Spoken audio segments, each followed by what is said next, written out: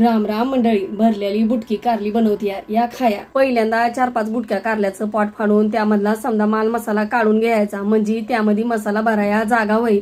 मसाला बनवस्तोवर समधी कारली मिठाच्या पाण्यामध्ये भिजत ठेवायची। मसाला बनवाया लसणाच्या कुड्या, खोबरं, कढीपत्ता मिक्सरच्या भांड्यामध्ये कोरडं वाटून घ्यायचं। त्याच भांड्यामध्ये 1 टमाटर बी बारीक वाटून घ्यायचं। मग कढईमध्ये तेल गरम करायला ठेवायचं। तेल वाईज गरम झाल्यावर ना खोबऱ्याचं वाटण बारीक गॅसावर लाल व्हायस्तर भाजून घ्यायचं। मग त्यामध्ये अर्धा चमचा गरम मसाला, वाटलेलं टमाटर आणि चमचाभर काळा मसाला आणि ओलीचं मीठ घालून पाणी आटोस्तर भाजून घ्यायचं। मसाला भाजल्यावर ना त्यामध्ये भाजलेलं शेंगदाण्याचं जाडभर कूट आणि बारीक चिरलेली कोथिंबीर घालून समजा मिसळून घ्यायचं। मसाला गार झाल्यावर ना उलीचा मसाला कारल्याच्या पोट्यामध्ये भरून घ्यायचा। पुण्यांदा कढईमध्ये अर्धा चमचा तेल ओतून चिमटभर जिऱ्याची फोडणी देऊन एक एक करून समधी कारली कढईमध्ये ठेवायची। कढईमध्ये कारली ठेवताना मसाल्याची बाजू वर येईल अशी कारली ठेवायची। वरनं अर्धा पेला पाणी वतून कढईवर झाकण ठेवायचं। झाकणावर बी पाणी वतायचं, म्हणजे त्यामधलं पाणी आटायचं नाही बघा। आणि बारीक गॅसावर कारली मऊ होईस्तवर शिजू द्यायची आणि मध्ये मध्ये झाकण उघडून पाणी आहे का नाही ते बी बघायचं। कारली शिजल्यावर 5-1 मिनिटं कारली पालती करून कढईमध्ये ठेवायची। तयार झाली बघा भरली कारली। ही भरलेली कारली जरा बी कडू होत नाहीत आणि बघा हाताचा बी गुण असतो या। कुणाच्या हातनं कारलं कडू होतं तर कुणाच्या हातनं कडू होत नाही। तुम्ही मात्र दाबा ठेंग्याचं बटन।